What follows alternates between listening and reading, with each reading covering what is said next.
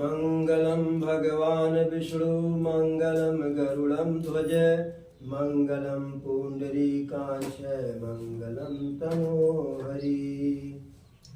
बंदो तुलसी के चरण जिन्हकी नो जग काज, कलि समुद्र डूबत लख्यो प्रगट्यो सत्य जहाज। अनंतानंत कोटि ब्रह्मांड नायक प्रभु श्री रामचंद्र जी के चरणों में साष्टांग दंडवत करते हुए आज की कथा का शुभारंभ किया जा रहा है।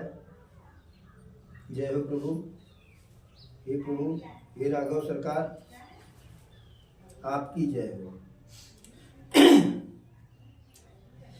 शंभु दीन उपदेश हित नहीं नारद ही सुहान, भरद्वाज कौतुक सुनहु हरि इच्छा बलवान।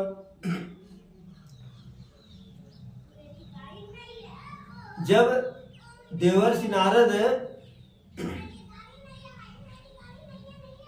बाबा भोलेनाथ के पास गए, क्योंकि इतनी बड़ी नारद जी को उपलब्धि मिल गई थी कि कामदेव अपने सारे प्रयास करके थक गए, हार गए। नारद जी के समाधि को डिगा नहीं पाए। अंत में हार मान करके नारद जी के शरण में कामदेव को जाना पड़ा। कामदेव को लगा कि अभी बाबा जी तत्काल नाराज हो जाएंगे, क्रोधित होकर के श्राप दे देंगे, लेकिन बाबा जी संत, और संत का हृदय मक्खन की तरह से मुलायम होता है। परम पूज्य गोस्वामी तुलसीदास जी संत के महिमा, संत के हृदय के बारे में लिखते हैं। संत हृदय नवनीत समाना, कहन कवि पर कह न जाना। कि संत का हृदय मक्खन की तरह से मुलायम होता है। फिर आगे कहते हैं, हालांकि कवियों ने ऐसा कहा है, लेकिन संत का हृदय मक्खन से भी अधिक जो है मुलायम होता है। क्यों? मक्खन द्रवित तब होता है कि जब मक्खन को ताप मिलता है, मक्खन पे ताप आता है, लेकिन संत का हृदय अपने ताप पे नहीं द्रवित होता है। संत को स्वतः कष्ट मिले तो संत उससे नहीं पिघलता है, नहीं घबराता है, दुखी नहीं होता है। संत दुखी होते हैं दूसरों के दुख को देख करके, अपने दुख पर संत को कोई दुख नहीं होता है। तो इसी प्रकार नारद जी संत थे, महासंत थे, ऋषि थे, देवर्षि थे, ब्रह्मर्षि थे, ना जाने क्या क्या थे। कामदेव को भय था, लेकिन बाबा जी जब जगे तो बाबा जी को कोई भय नहीं। ऊपर से मीठी वाणी में कामदेव को सांत्वना दिए, चलिए कोई बात नहीं, ऐसी गलती हो जाती है, छोड़िए, इसका हमें कोई मार्क नहीं है। अब इतनी बड़ी उपलब्धि कि काम का प्रभाव नारद जी के ऊपर नहीं पड़ा, तो नारद जी को लगा कि अब इसकी चर्चा हमें चारों तरफ करके अपने गुण का बखान करना चाहिए। तो शिव जी के पास चले गए, शिव जी से सारी बात बताए और शिव जी सुने और कहे कि काम का प्रभाव आपके ऊपर कैसे पड़ेगा? अरे काम का प्रभाव, काम का मद तो साधारण इंसान के ऊपर पड़ता है ना। आपके ऊपर तो साक्षात विष्णु जी की कृपा है, आप उनके अनन्य भक्त हैं। कामदेव आपका क्या बिगाड़ पाएंगे? नारद जी को और अहंकार हो गया। अच्छा, भोले बाबा को लगा कि इसके पहले जब नारद आते थे तो हरि कथा कहते थे, नारायण की कथा कहते थे। आज तो कामदेव जी काम की जो है, आज तो नारद बाबा काम कथा कह रहे हैं, इसका मतलब जो है कुछ गड़बड़ होने वाला है। इनके अंदर अहंकार आ गया है। तो शंकर जी बार बार नारद जी को सचेत किए, सहेजे कि हे देवर्षि, जो बात आप हमसे बताए, जो अपने और कामदेव के बारे में जो चर्चा किए, यह चर्चा आप विष्णु जी से मत कीजिएगा। नारद जी कहे कि हमरे कौन काम में चर्चा कैले के, अब हम कहाँ वह जात बाटी। कहले अगर कभी संयोग से आमना सामना हुआ किसी दूसरे के यहाँ भी, और दूसरे के द्वारा इस प्रसंग का चर्चा किया जा रहा हो, तो भी आप अपने मुंह से तो नहीं कहिएगा। नारद जी कहे कि बिल्कुल नहीं भोले बाबा, हम नहीं कहेंगे। लेकिन जब वहां से नारद जी चले तो उनको लगा कि शंकर जी स्वतः नहीं चाहते हैं कि हमारी ख्याति तीनों लोकों में फैले, इसलिए कह रहे हैं कि बात को दबाए रखे, आगे मत पढ़ने दीजिए। अब वहां से चले गए। कुछ दिन बीता। अब नारद जी रह कहां पा रहे थे कि अपना यश है चारों तरफ फैलाएंगे तभी तो फैलेगा। तो एक बार कर तलबर बीना, गावत हरि गुण गान प्रवीणा। एक बार हाथ में खजड़ी और सरंगी, क्या कहते हैं, बीड़ा को बजाते हुए नारद जी निकले।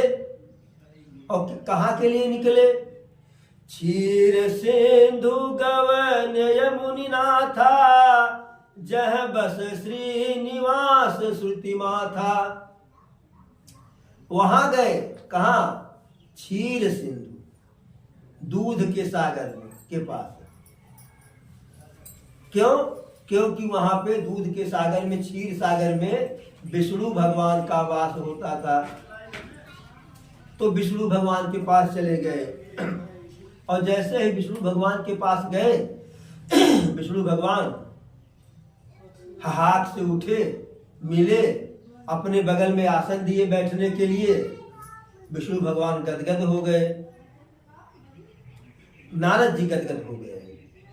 विष्णु भगवान तो हमेशा गदगद रहते हैं, उनका नाम है सच्चिदानंद है, यानी हमेशा आनंदित रहने वाले, कभी दुखी नहीं। और हाल चाल पूछे, कहे कि देवर्षि बताइए, बहुत दिन हो गया जो है आप आए नहीं थे, कहाँ आप बुलाए हुए थे, कहाँ बाज गए थे, किस चक्कर में? तो नारद जी को बताना था तो अपनी बात बतानी थी। अवसर पा गए, यद्यपि भोले बाबा मना किए थे मत कहिएगा। तो कह रहे हैं कि प्रभु हम तो बहुत पहले आना चाह रहे थे आपके पास, लेकिन एक बार हिमालय की तलहटी में गए, वहां सुंदर गुफा देखे और वहां पर रमणीक स्थान देखे, तो आप में ध्यान लग गया, वही आपका भजन करने लगे।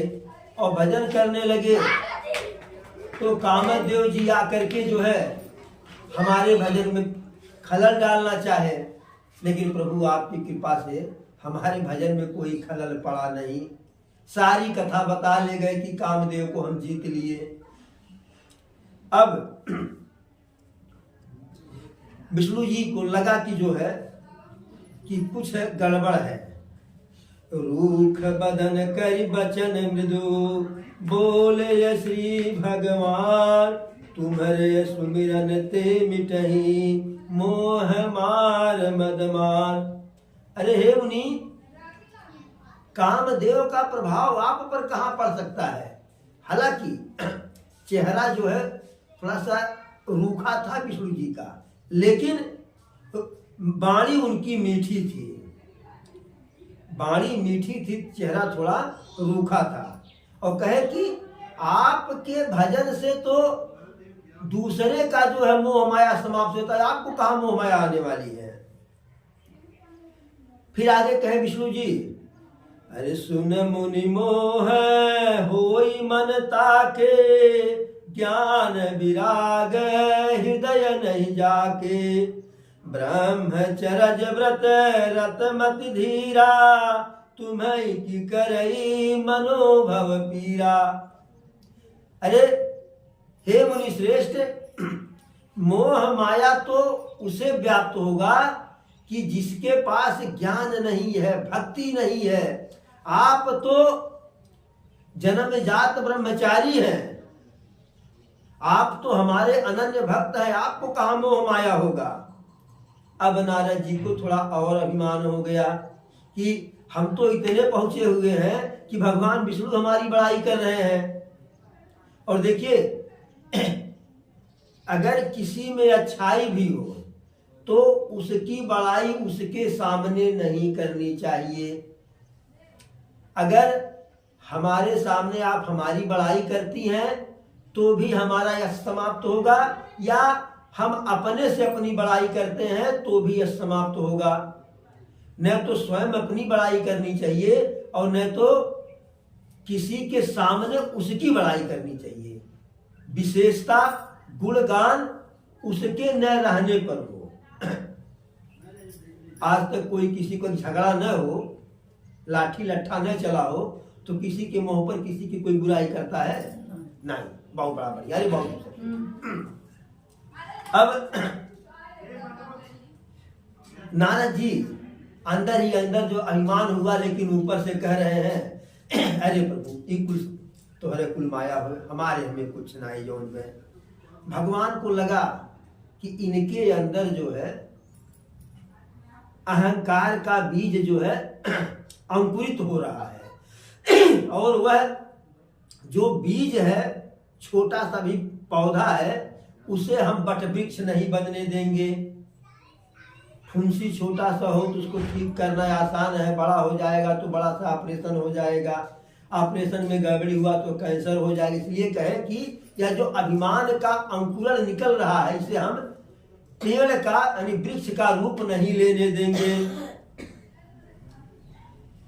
अब वहां से निकले नारद बाबा, प्रभु को लीला करने का अवसर मिल गया। लीला बिहारी थे ही, पूरे दुनिया में एक वही लीला करने वाले हैं, बाकी सब तो जो है उसमें पात्र हैं। जैसे नाटक होता है तो नाटक का सूत्रधार तो पर्दा के पीछे रहता है, जो हेडमास्टर होता है पर्दा के पीछे रहता है, वह सबको गाइड करता है कि तू यही करे, तू यही, तू हंस करो, हंस रोयो, हंस मुंह बनायो, हंस चिल्लायो। और बाकी लोग वहां जो है, जैसे कठपुतली वाला जो है, कठपुतली को ऐसे अंगुली में करके नचाता है, तो हम लोग मात्र एक कठपुतली है प्रभु के। नारद जी वहां से निकले, अब प्रभु को लीला करना था, तो बीच रास्ते में जो है एक खूब बढ़िया सुंदर लंबा चौड़ा सुसज्जित जो है नगर का निर्माण कर दिए, नगर की रचना कर दिए। और वह 100 योजन में यानी 100 कोस में फैला हुआ था, और सुंदर और वैभवशाली इतना था कि इंद्र का स्वर्ग भी उसके आगे फेल था। और उस स्वर्ग में रहने वाले लोग कैसे थे? बसहि नगर सुंदर नर नारी, जन बहु मन सिजय रति तनुधारी। उस नगर के जो नर नारी थे, पुरुष थे, स्त्रियां थे, बच्चे थे, कैसे थे? पुरुष इतने सुंदर थे जैसे सब के सब कामदेव की तरह से, स्त्रियां जैसे कामदेव की पत्नी रति उतनी सुंदर थी। और उस नगर में जो है, नगर के राजा थे शिलनिधि, और उनके पास एक अच्छी सेना, एक अच्छे हाथियों की सेना, घोड़ों की सेना, और उनका वैभव सत सुरेश समय विभव विलासा, रूप तेज बल नीति निवासा। सैकड़ों स्वर्ग की तरह से वहां पे विलास था, और राजा का स्वयं रूप जो है अद्वितीय था। तेज इतना था कि चेहरे पर ऐसा प्रकाश था जैसे जो है 200 वाट का LED बल्ब लगा हुआ हो। उस राजा के पास विश्व मोहनी तासु कुमारी, श्री विमोह जसु रूप निहारी। उनकी एक सुंदर कन्या थी जिसका नाम था विश्वमोहिनी, और जैसे नाम विश्वमोहिनी वैसे वह विश्वमोहिनी की ही तरह से थी। इतनी सुंदर कि लक्ष्मी जी की भी सुंदरता उसके आगे फेल थी जो है। और यह ऐसा कुछ था नहीं, लेकिन यह सब प्रभु अपने माया से जो है ऐसे नगर की रचना कर दिए। ठीक उसी समय राजा अपने कन्या का स्वयंवर रचे थे कि लोग आएंगे। राजा दूर दूर के राजा आए हुए थे, दूर दूर के राजा आए हुए थे, और जिस राजा को उनकी कन्या पसंद करती उसके साथ उसका स्वयंवर विवाह हो जाता। ऐसे में उस नगर, चूंकि जिस रास्ते से नारद जी जा रहे थे उसी रास्ते में वह नगर का निर्माण हो गया था। अब नारद जी उस नगर को देखे,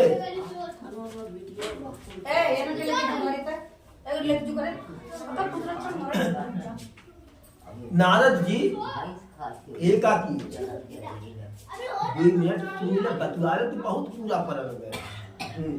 जब राम के शरण में आवा तो सिर्फ राम के शरण में नहीं बाबू रामे को थोपा मैं कहा थी हम रामे को थोपा बिहान से आई ठीक है। हां बिहान से आया तो माफी मांगे थी ना समय ना हो तो जा बिहान से सुने आयो कायदे से बतियौले में हमार ध्यान भंग हो जाला ना। नहीं बतुआओ ना आई राय तो पूर्ण को ना डिलीट एक काका भैया तू साहब बैठा, बाबू भाई साहब वही बैठा, दादी लगी। हाँ ठीक है ध्यान से आए। माफी दी हो महाराज, दुआ से सफर के आई। तो जौने और जाए को तौने हो जाए, यहर जाओ वहर जा। हां सब अपन निकल गया अल्लाह इतना ही दुनिया शुरू हो रहा है। जब ये शुरू भइल है इतना ही युग शुरू हो रहा है। हाँ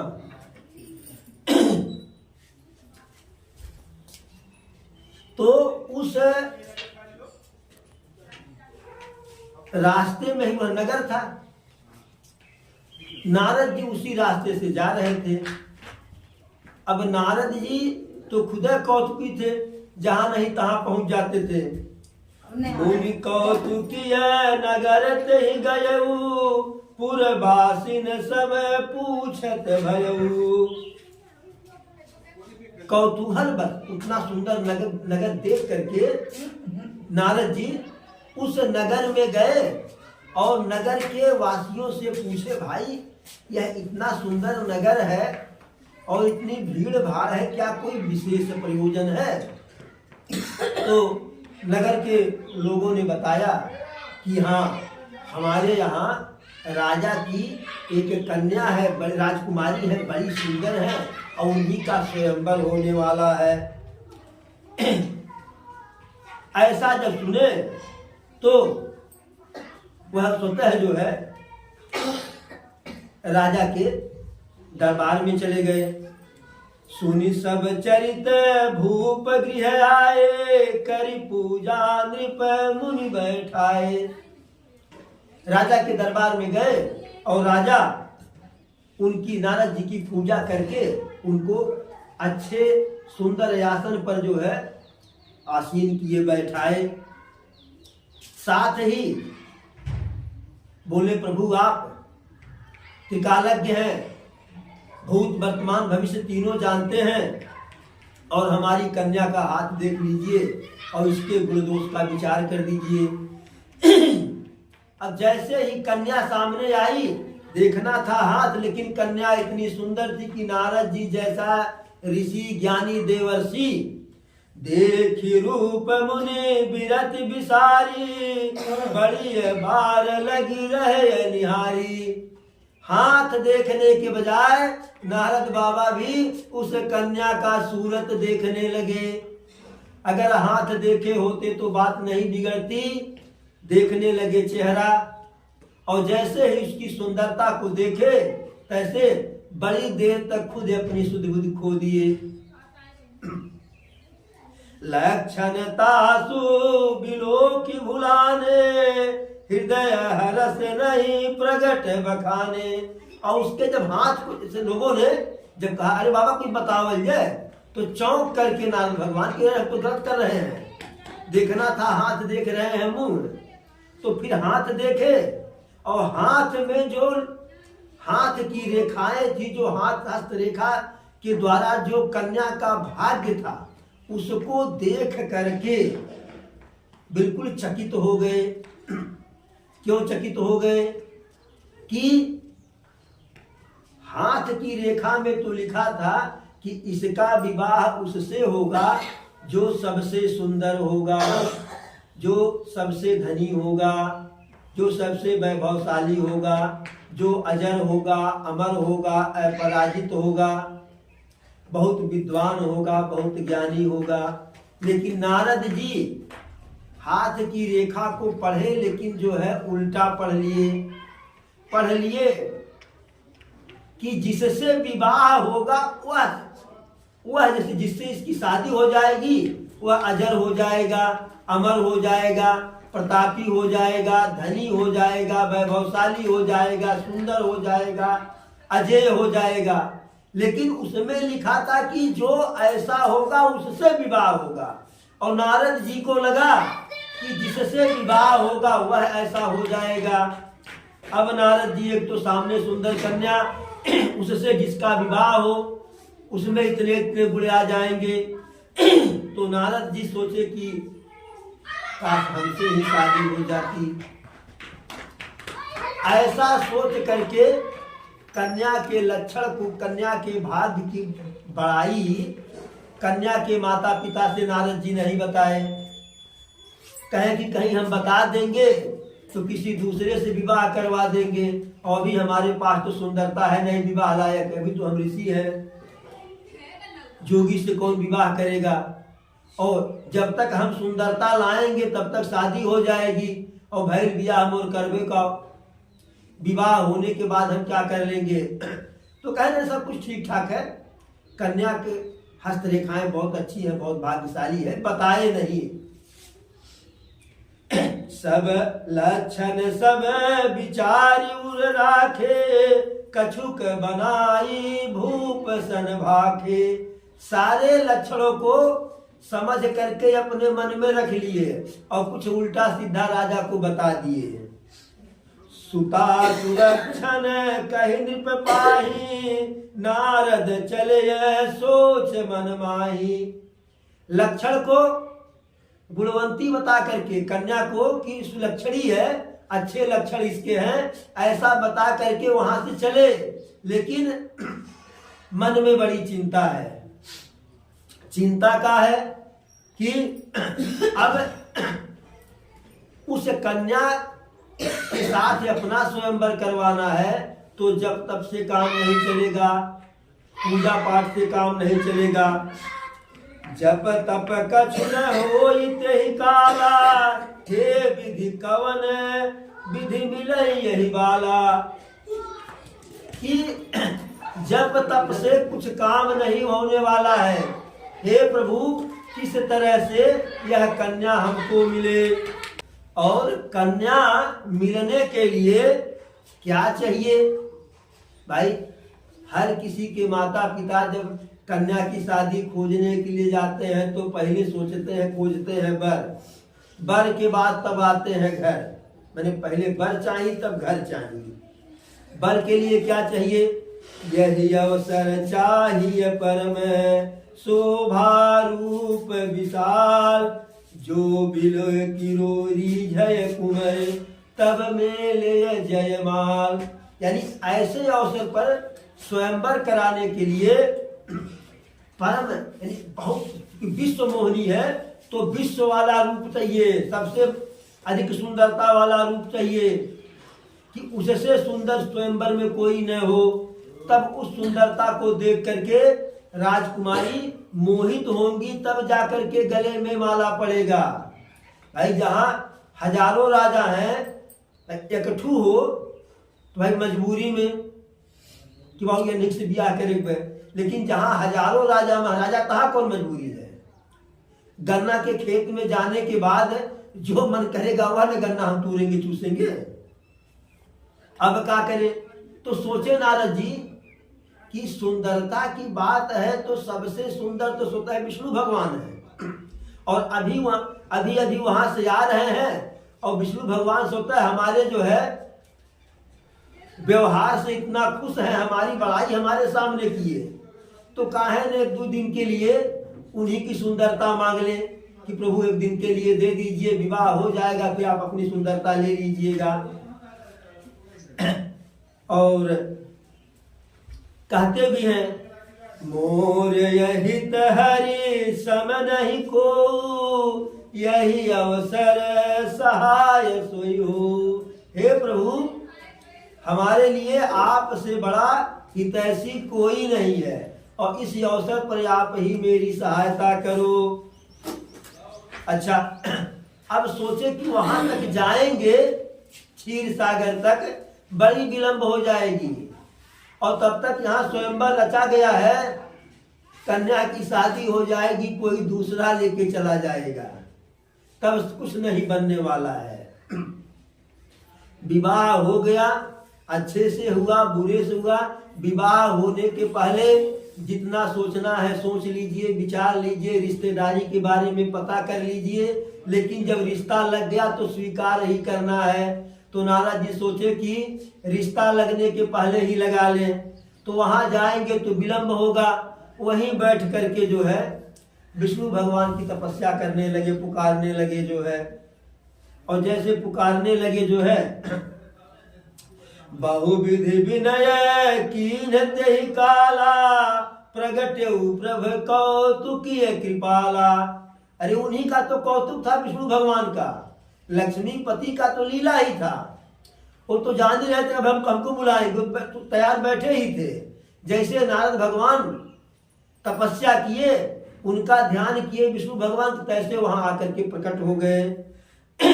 और जैसे ही ऐसे मान लीजिए आप किसी परेशानी में हो और सोचे कि ये परेशानी फलाने बाबू दूर कर दी है, लेकिन क्या बताई फलाने बाबू तो का पता नहीं कहाँ बैठे हैं, और तुरंत फलाने बाबू आ जाए, कितना पसंद होंगे कि फलाने बाबू को खोजने भी नहीं जाना पड़ा, फलाने बाबू खुद आकर चल करके।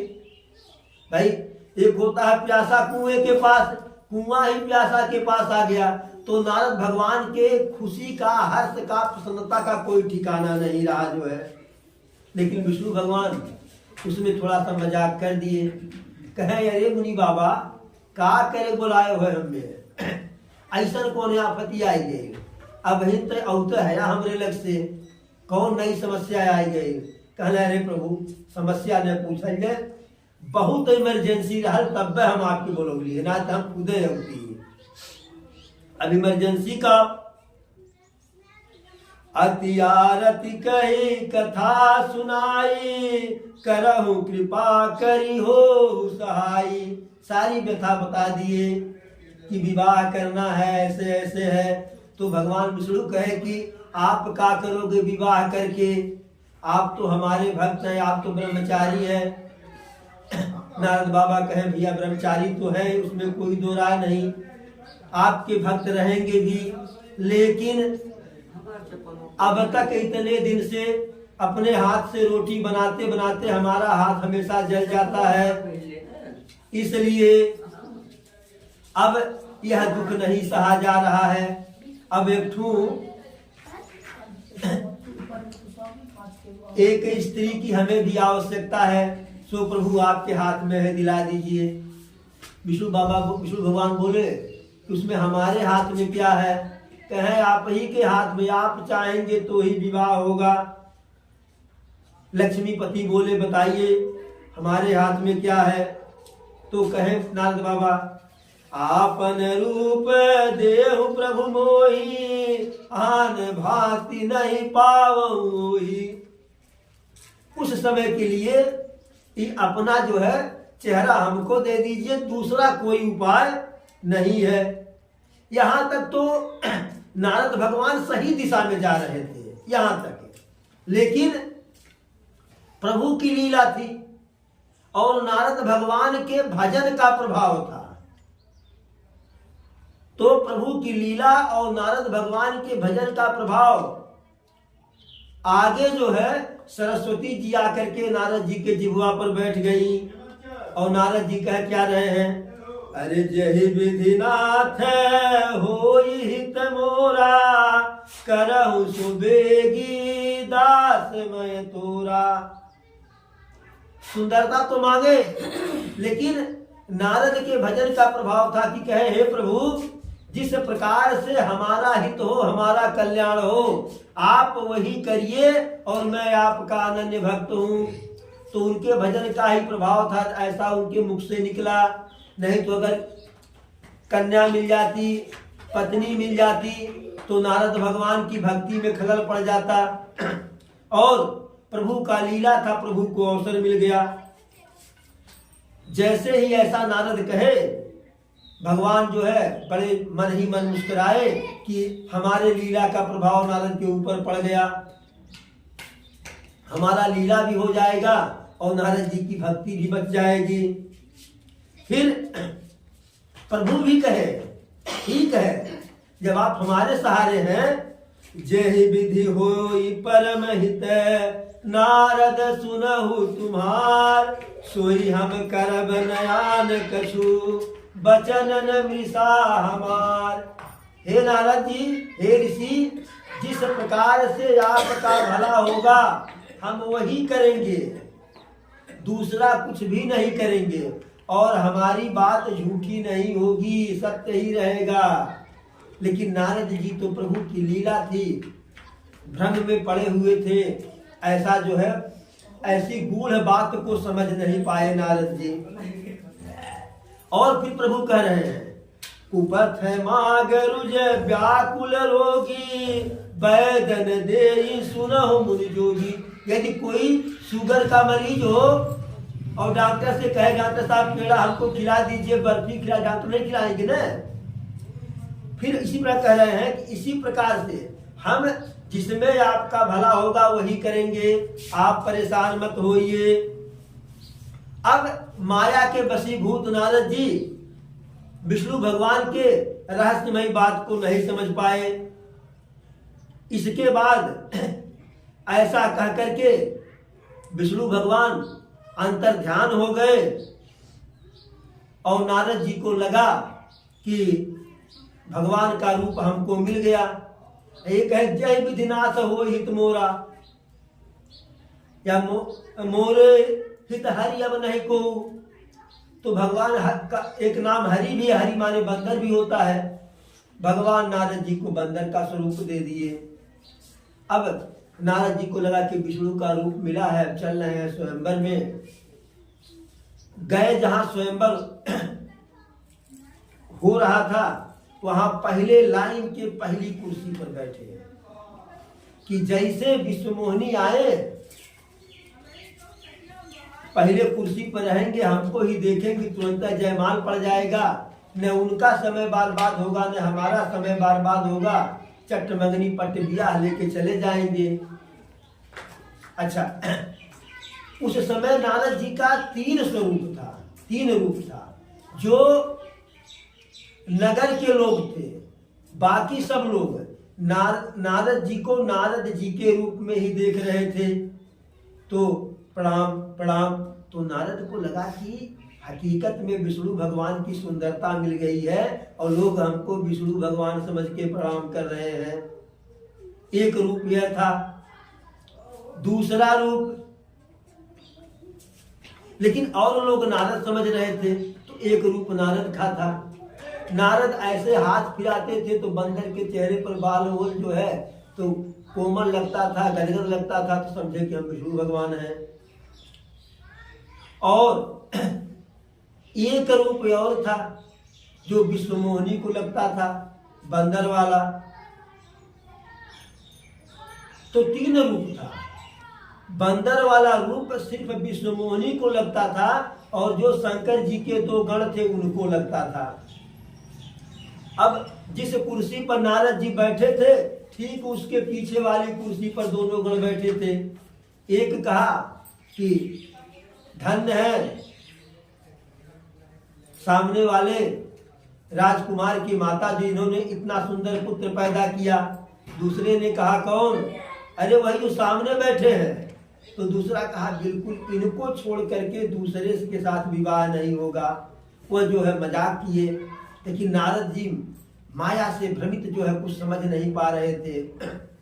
विश्वमोहिनी आई हाथ में जयमाल लेकर के, साथ में सखिया थी जो है, पहले कुर्सी पर थे जो है, दूर से ही देखी तो जहि समाज बैठे मुनि जाई, हृदय रूप यही मत अधिकाई, तह बैठे महेश गण दो, विप्र बेश गति लखइन को। वो दोनों गण बैठे हुए थे। अब विश्वमोहिनी आई जो है, नारद जी जहां यहां बैठे थे, अब चट से आएंगी, पट से विवाह हो जाएगा। जहि दिश बैठे नारद फूली, सो दिश तेहि न बिलोकिय भूली। जिस जहां नारद जी बैठे हुए थे मगन होकर के कि अब जयमाल पड़ जाएगा, उधर मारे क्रोध के विश्वमोहिनी देखी ही नहीं कि हमारे स्वयंवर में बंदर की क्या आवश्यकता है। वो दूसरे लाइन में चली गई। बाबा जी को लगा कि लगता है कि पहले कुर्सी पर थे, ध्यान नहीं उनका गया। जैसे कभी कभी हम लोग बस में चढ़ते हैं, आगे हमारे सीट खाली रहती है, लेकिन हम आगे न देख करके बीच वाली सीट को देख लेते हैं। तो नारद जी को लगा कि ऐसे बात है कि सीट आगे तो खाली है, लेकिन यहाँ ध्यान नहीं पड़ा, उनकी नजर उधर चली गई। तो जिस लाइन में, जिस भी लाइन में विश्वमोहिनी चलती थी, जयमाल को लेकर के चल रही थी, जाकर के उसी लाइन में नारद जी बैठते थे। बार बार अपनी सीट को बदले, लेकिन विश्वमोहिनी उधर देखती आती भी नहीं थी। इतने में स्वयं विष्णु भगवान आ गए। धरि नृपतन तह गयौ कृपाला, कुंवरी हरसि मेलौ जयमाला। इतने में विष्णु भगवान स्वयं राजा का वेशभूषा बना करके आ करके वहां बैठे, और उनको देखते ही विश्वमोहिनी प्रसन्नता पूर्वक विष्णु भगवान के गले में जयमाल डाल दी। अब जयमाल डालने के बाद दुल्हन लय गए लक्ष्य निवासा, नृप समाज सब भयउ निराशा। विश्वमोहिनी को लेकर के क्षीर सागर को चल दिए, लक्ष्मीपुरी को चले, और बाकी सारे राजा महाराजा जो है निराश हो गए कि तो गई दुल्हन, अब कहाँ विवाह होने वाला है। और नारद जी का क्या हुआ? मुनियत विकल मोहमति नाठी, मन गिर गई छूट जन गाठी।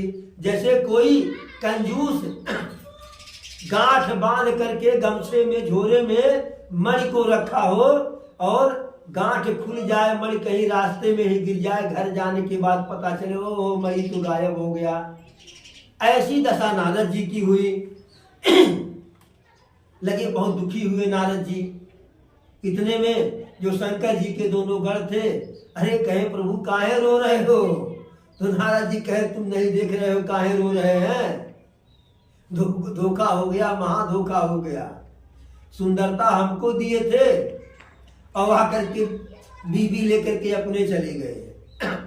तो भगवान शंकर के गण कहे अरे प्रभु सुंदरता क्या दिए थे, जा करके जरा जो है अपने चेहरे को, अपनी परछाई को शीशा में या जल में देख लीजिए, मुस्कुरा करके कहे। और जैसे नारद भगवान गए जल में अपने जो है चेहरे को देखने के लिए शीशे में,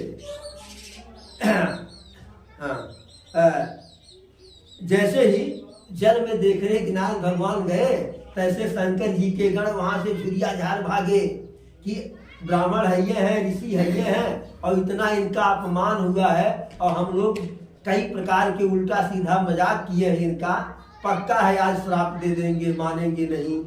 और जैसे अपना चेहरा देखे, बेसुबिलो की क्रोध यति बाढ़ा, तिन्ह श्राप दीन यति गाढ़ा। दुष्टो सावधान हो जाओ, तुमने हमारा इतना मजाक किया और मैं तुमको श्राप देता हूँ। और श्राप क्या देते हैं नारद जी, हो निशाचर जाय तुम्हें, कपटीय पापी दो, हंसहु हमें सो ले फल, बहुरे हंसहु नहीं को।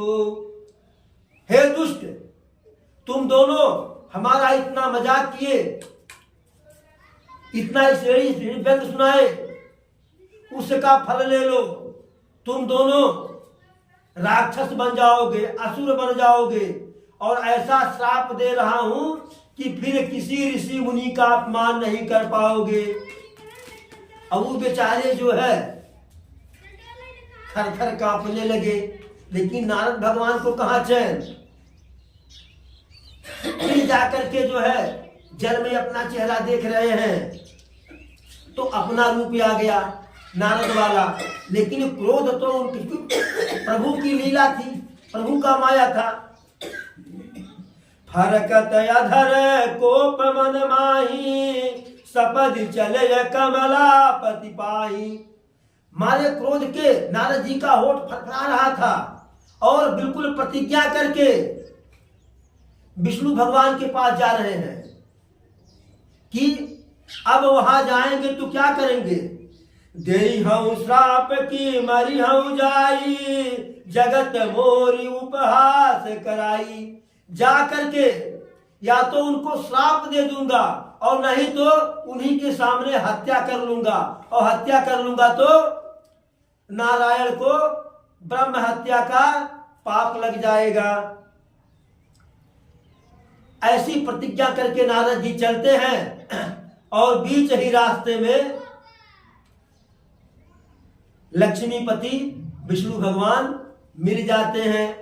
और कैसे मिलते हैं, एक बगल लक्ष्मी जी, एक बगल विश्वमोहनी। और नारद जी तो क्रोध के मारे जा रहे हैं, दिख कहाँ रहा है, लेकिन प्रभु जो है मुस्कुरा करके, अरे मुनिवर प्रणाम, कहाँ आप जाए जात में, लगत में कुछ गायब हो गई बे। जैसे सुने भगवान की यह वाणी, क्रोध और बढ़ गया। सुनत बचन उपजायति क्रोधा, माया बस न रहा मन बोधा।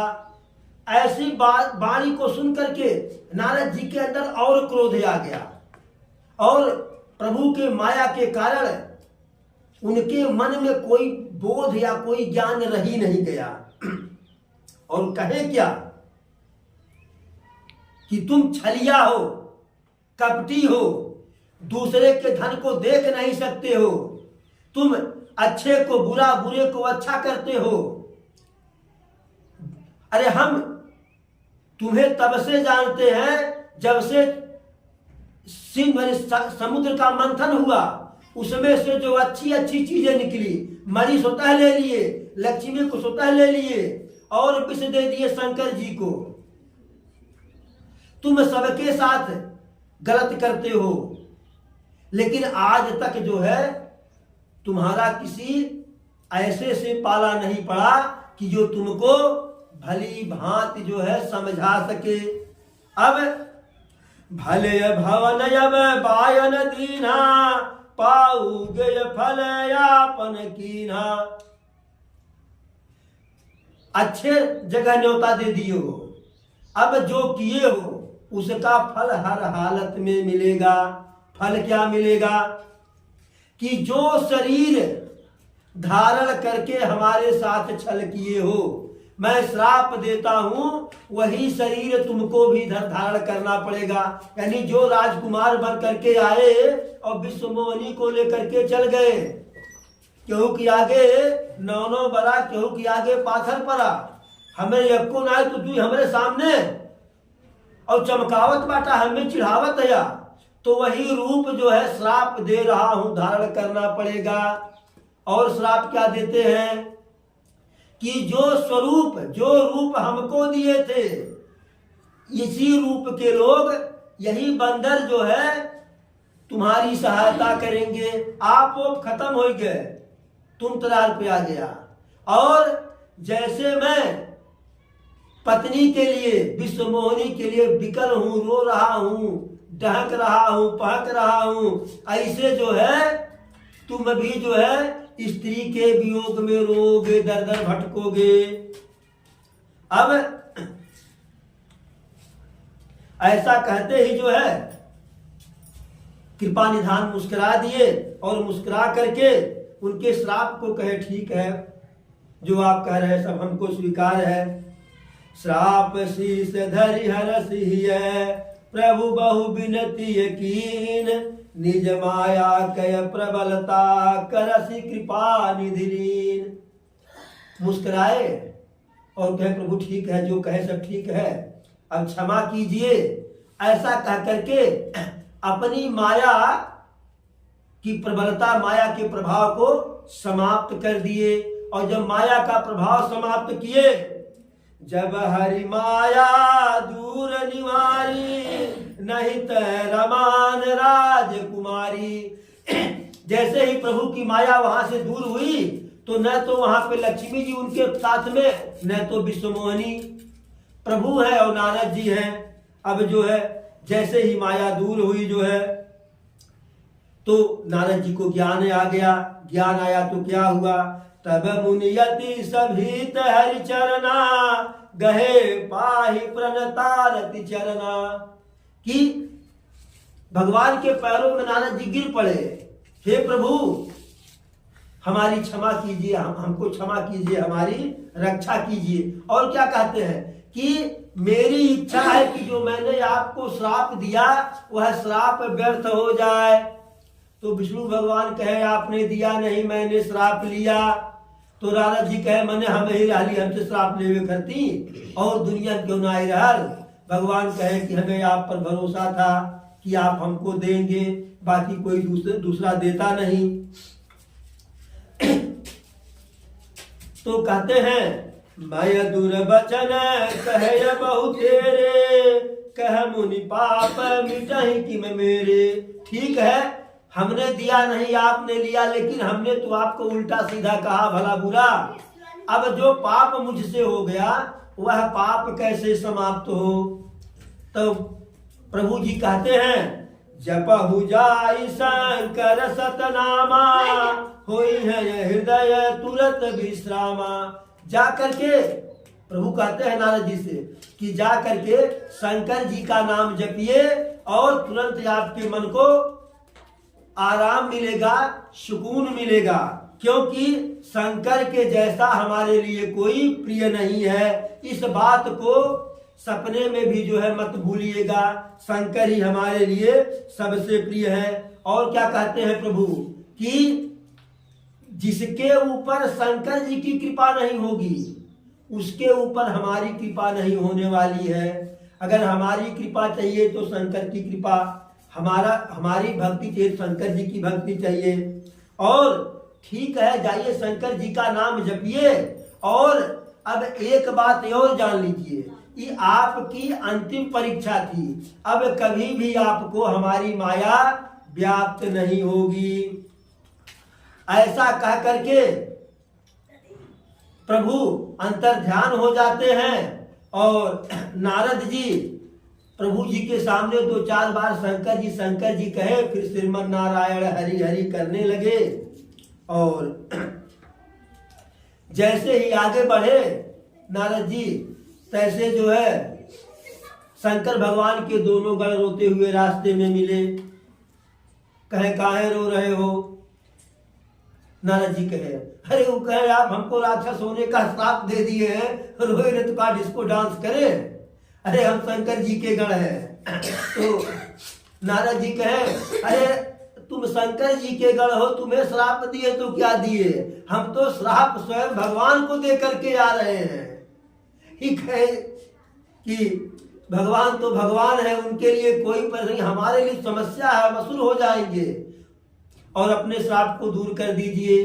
तो नारद जी कहें कि श्राप तो दूर नहीं होगा, लेकिन उस श्राप का प्रभाव यह होगा कि तुम लोग असुर तो जरूर बनोगे, लेकिन बड़े ही पराक्रमी, बड़े ही वैभवशाली, बड़े ही धनवान बलवान विजेता रहोगे, कोई तुम्हें जीत नहीं पाएगा और स्वयं तुम्हारी मुक्ति के लिए भगवान को अवतार लेना पड़ेगा और एक बार नहीं बार बार लेना पड़ेगा, क्योंकि श्राप बहुत गाढ़ा है। वैसे बार बार मुनि जतन कराही, अंत काल हरियावत नाही। अगर मरते समय कोई भगवान का नाम ले ले तो भी जो है उसको मोक्ष मिल जाता है, लेकिन यहाँ भगवान मारेंगे तो भी मोक्ष नहीं मिलेगा, क्योंकि श्राप बहुत गाढ़ा था। नारद जी बड़े दुखी मन से श्राप दिए थे।